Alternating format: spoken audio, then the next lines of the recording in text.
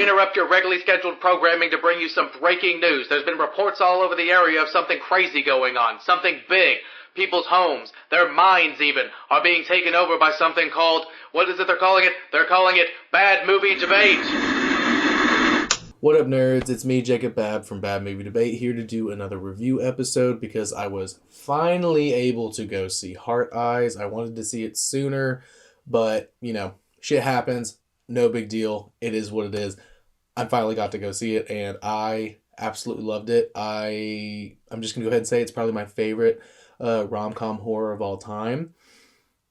That might be because I don't know if there is any more of those out there, but if there is, I can't imagine they're as good as this one. As always, first and foremost, cinematography, editing, all that stuff, absolutely incredible. Directing was incredible. Josh Rubin, I absolutely love Josh Rubin. College humor stuff, Dropout stuff. Werewolves Within is an incredible movie. I think that's the name of that movie. I hope that's right. But loved that movie. He directed that one. This one is better, I have to say. It's more interesting, but that movie is also very, very good. I'm really excited to see Josh Rubin do more horror, like comedy kind of things. But the reason this one is so good and is better than that one is because it's something that might not have ever been done before. It's a rom-com horror. Like, the romance comedy aspects of the movie play and work really, really well together in a way that, like, if you took out the slasher, if you took out like the hard eyes of it all, it would just be a pretty good rom-com. I don't know like what the scenario, like what the main plot line, like through line would be, but it doesn't matter, like, because the two leads did a really fantastic, an absolutely fantastic job balancing the rom-com of everything and the like slasher horror of everything. And I think it was just so incredibly well done from top to bottom. I love Josh Rubin very much. Dropout content, college humor content, like, I love everything he's done. But I just think this movie really works well. And, obviously a lot of that goes to the writers and the actors and stuff, but Josh Rubin in the director's seat is something I want to see more of, and I'm really excited to see more of in the future. So I'm very glad that this one did super, super well, and I hope he's able to, pick up more work. Honestly, there's room for a sequel here. I don't know exactly how. I'll let them figure that out, but, there's room for a sequel here, I think, and it would be pretty cool if he was able to do that. So, again, I'm not the biggest rom-com person. I love rom-coms. Forgetting Sarah Marshall's the best one ever. It's the only one that is really, made for men at the end of the day. So maybe I am a little bit biased, but I love How to Lose a Guy in 10 Days, all of those, classic ones, too. So don't get me wrong, I'm well-versed. My wife, Austin, that's her favorite kind of thing, so we watch a bunch of them. But I'm obviously a huge horror fan, as people who, listen to the show know. And I think that's what sets this apart is, they could have gone to rom-com, they could have gone to, slasher horror, and it could have, leaned to one way or the other, and I think this one genuinely actually nailed it and knocked it out of the fucking park. And it just, the balance of everything was so perfect. The little meet cute in the coffee shop is perfect rom-com thing, and, it actually reminded me, so this is an old College Humor bit, I think it's the 7-way meet cute. It kind of had that energy in there. And I can't remember if Josh Rubin is in that one. I know Allie Beardsley's in that one and Katie Maravich.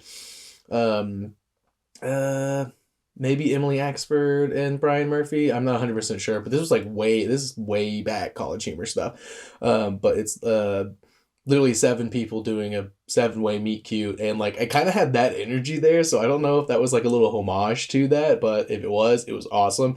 Either way, they absolutely nailed the meet cute thing and everything. And then the classic spoilers abound, of course. The classic she kind of embarrasses herself in front of the cute guy at the coffee shop.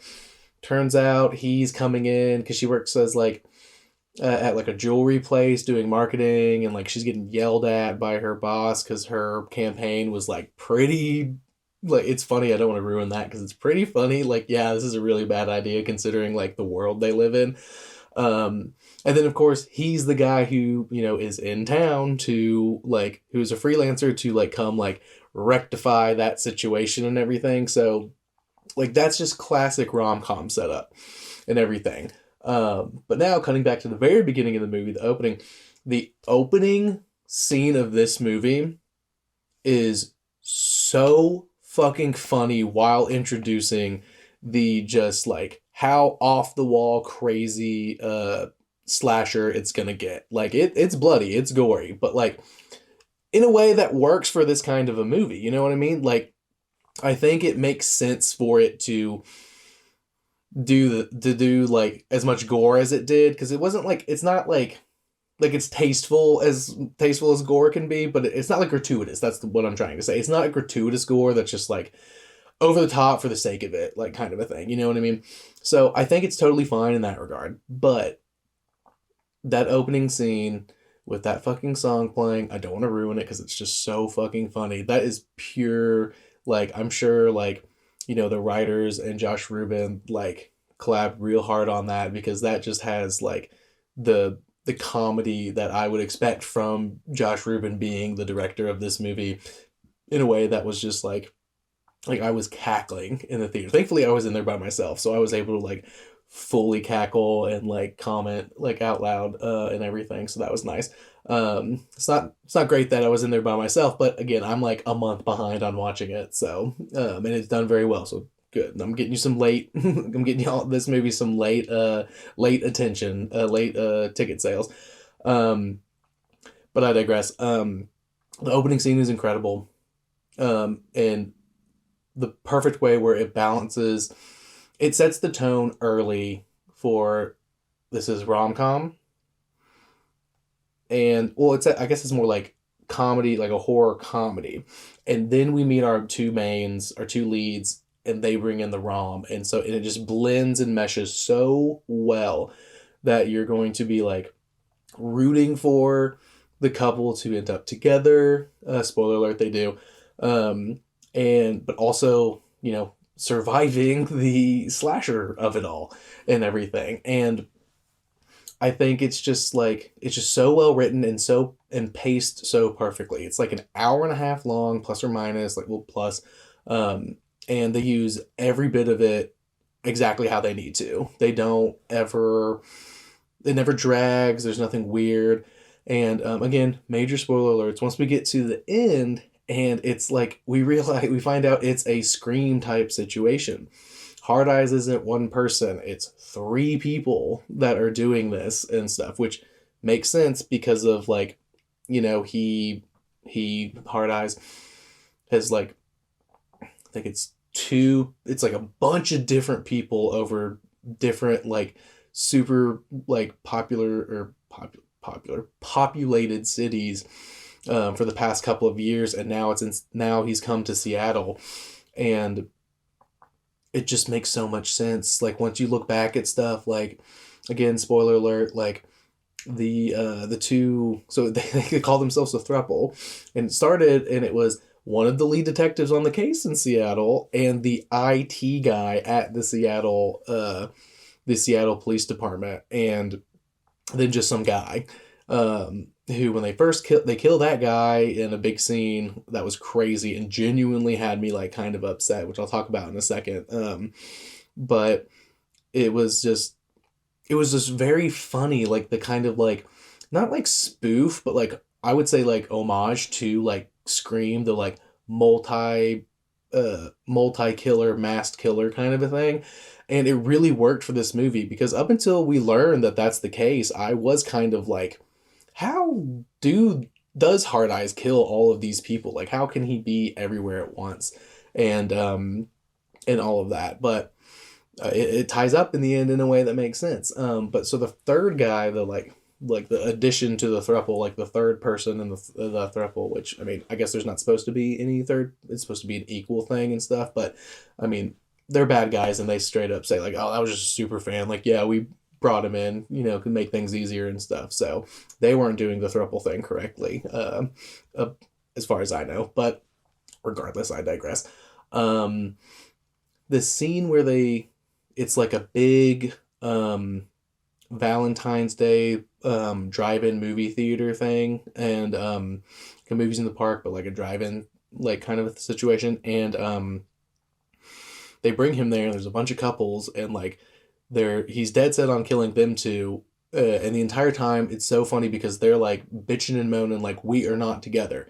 We are not a couple. They kind of like do not like each other because like she lays it out and stuff. Like he's trying to like, be like, oh, let's go to dinner and work on this project. It's a really fancy place. And she like shuts it down, and then they get wrapped into this and stuff. So like, but anyway, so they go there, and he starts killing a bunch of people, and that scene was pretty intense, and like it was scary, like it was genuinely scary, like the people screaming and like running from like a like mass murder situation and stuff, and like obviously that's super relevant in our country and stuff, and so like, and I feel like it's been a while since we've seen that kind of a killing like scene in a movie, but like I don't think it was like overdone, or like I don't really know what I'm trying to say, I guess, but like I don't think it was too crazy. I think it like did it just right.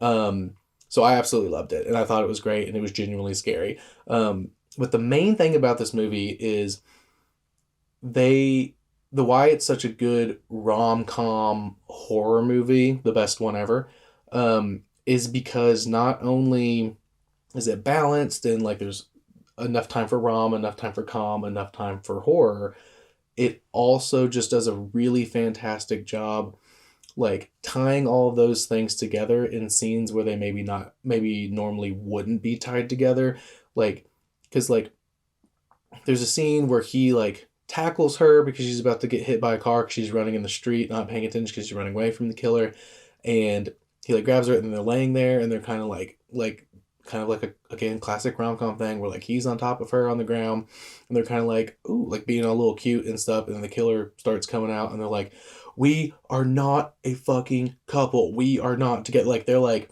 it's that classic, like one of those classic rom-com scenarios where it's like they he tried, she said no, but then they keep getting stuck together and put together, and like she's denying her feelings because she's not ready for love because she just got out of a long-term relationship and she has issues with commitment, and like instead of like, it's a combination of like his tenacity to like keep going after her, like in like How to Lose a Guy in 10 Days, which is referenced, so maybe there's something there.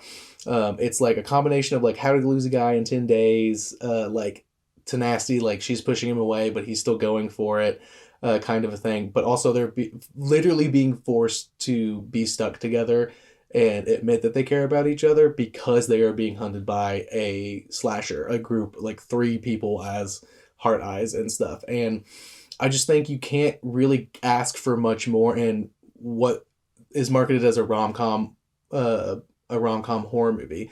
They just absolutely nailed it out of the park, and I genuinely can't think of one thing that's bad about it. So this pretty short review because I usually there's some stuff I can nitpick about these kind of things, but I'm not gonna nitpick anything about this movie. I absolutely loved it.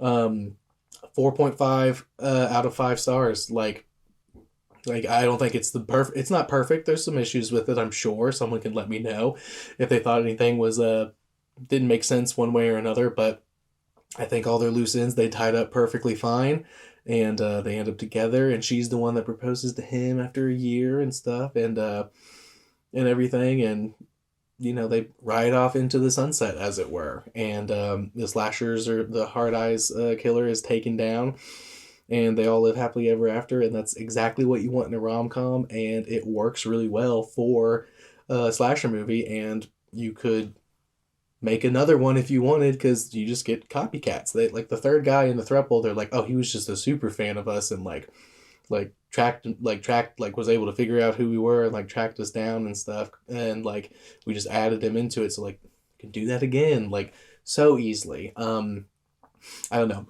Point is, I want to see everybody involved with this movie doing more stuff, specifically Josh Rubin, again, huge Dropout and College Humor fan. Yeah, no notes, 4.5 out of 5.